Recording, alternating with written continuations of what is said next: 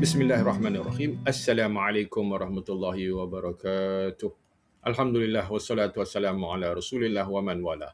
Subhanaka la ilma lana illa ma 'allamtana innaka antal alimul hakim. Rabbi shrah lana sudurana wa yassir lana umurana wahlul 'uqdatan min alsinatina yafqahu qawlana. Rabbi zidni ilma amma ba'du. Alhamdulillah kita bertemu sekali lagi tuan-tuan dan puan-puan dalam siaran kali ini untuk membicarakan tentang soalan remeh-temeh tentang taharah, tapi kita malu nak bertanya.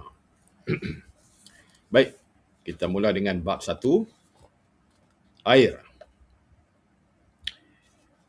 Firman Allah dalam surah Al-Furqan ayat 48.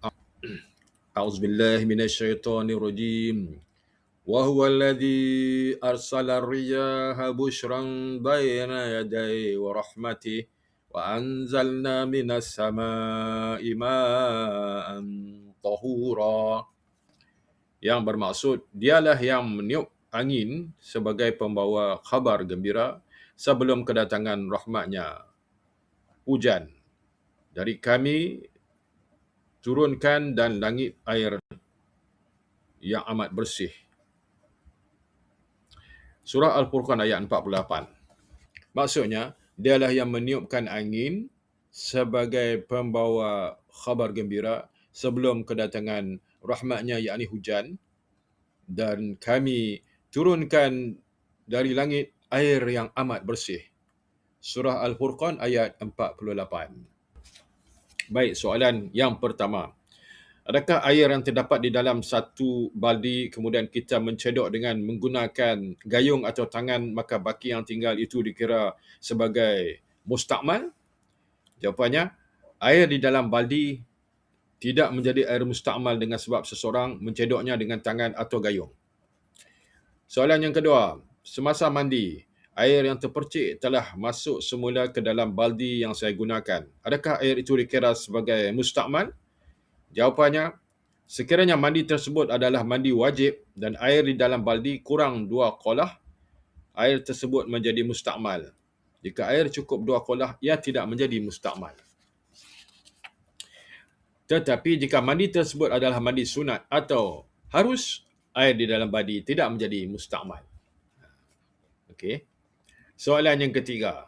Adakah baki air yang digunakan untuk mandi wajib di dalam baldi boleh digunakan untuk berwuduk atau mandi janabah? Jawapan, air terpakai ataupun air mustakmal didefinisikan sebagai air yang kurang daripada 2 qolah, yakni 216 liter, yang terpisah atau mengalir dari atau pada anggota tubuh seseorang yang berwuduk atau mandi wajib. Tidak sah wuduk seseorang yang menggunakan air mustakmal menurut mazhab Syafi'i kerana air ini dikategorikan sebagai air yang suci tetapi tidak mensucikan. Contohnya, air itu terjatuh semula ke dalam bekas simpanan air yang digunakan sebagai sumber air wuduk atau air yang sama, tidak mengalir dari sumber yang baru, yang digunakan bagi mengulang basuh keseluruhan anggota wuduk. Okey, faham ya? Soalan yang keempat. Bagaimana kesukatan air 2 qolah? Bolehkah Ustaz terangkan dengan lebih jelas? Disclaimer, saya bukan Ustaz, saya baru nak start. Jawapannya, ukuran 2 qolah ialah 500 kati Baghdadi air dan ia menyamai 192.875 kg. Ia juga menyamai satu suku hasta padu, yakni satu suku hasta panjang, satu suku hasta lebar dan satu suku hasta dalam, atau 216 liter. Soalan kelima. Ustaz, saya tidak faham apakah yang dimaksudkan dengan air mutanajis. Boleh tak Ustaz jelaskan? Jawapan, air mutanajis ialah air yang kurang daripada 2 qolah yang dimasuki oleh najis, sama ada air itu berubah ataupun tidak. Kurang daripada 2 qolah, dimasuki najis, sama ada dia berubah ataupun tidak. Itu air mutanajis. Dikenali sebagai mutanajis. Begitu juga sekiranya air yang lebih daripada 2 qolah dimasuki najis lalu air itu berubah rasa, bau atau warnanya, maka air itu tidak boleh dibuat bersuci atau diminum. Okey. Air yang kurang daripada 2 qolah masuk najis, walaupun tak berubah rasa dan warna, itu air mutanajis. Tetapi air yang lebih daripada 2 qolah masuk najis dan berubah rupa, warna dan rasanya, maka itu adalah air mutanajis. Kalau tak berubah, ia bukan air mutanajis. Faham? Okey. Cuk Ustaz. Dia nak buat gatal hidung. Okey. Sambung. Soalan ke-6. Bolehkah kita bersuci dengan menggunakan air hujan? Jawapan, air hujan termasuk dalam kumpulan air mutlak, yakni air yang suci lagi menyucikan, dan ia boleh digunakan untuk bersuci. Soalan yang ke-7. Sekiranya seseorang itu mempunyai air yang cukup hanya untuk sebahagian anggota wuduknya, apakah yang perlu dilakukan? Jawapannya, dia mestilah menggunakan air tersebut untuk berwuduk dan bertayamum pada bahagian yang belum dibasuh. Faham tak? Dia mesti menggunakan air tersebut untuk berwuduk dan bertayamum pada bahagian yang belum dibasuh. Maksudnya air yang ada tak cukup, dia berwuduk tapi tak sempurna lagi wuduk dia. Maka bahagian yang tidak dibasuh dengan air itu, dia kena bertayamum. Sekiranya dia bertayamum sedangkan dia masih mempunyai air ketika itu, maka wuduknya tidak sah. Sebab ada air. Bertayamum ni syarat dia air tidak ada. Okey. Ini adalah berdasarkan firman Allah Subhanahu Wa Taala. A'udzubillahi minasyaitonirrajim. Falam tajidu ma'an fatayammamu. Okey. Maksudnya, kemudian kamu tidak mendapat air, maka bertayamumlah kamu. Surah An-Nisa ayat 43. Soalan 8. Adakah lebihan air yang diminum oleh orang Islam itu suci?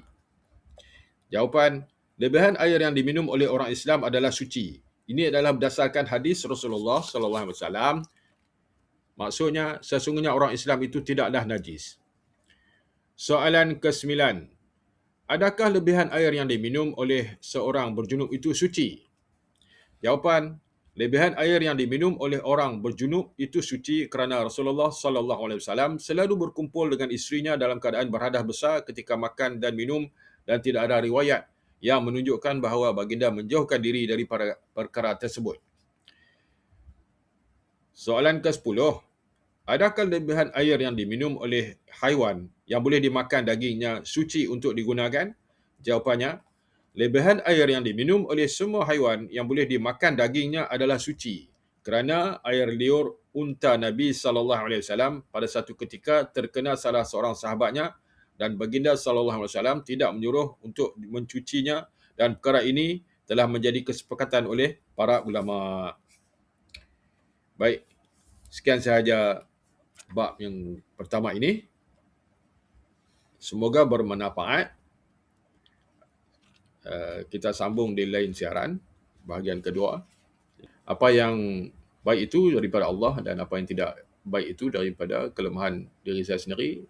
Kita bertemu lagi di lain siaran. Wabillahi taufiq wal hidayah. Wassalamualaikum warahmatullahi wabarakatuh.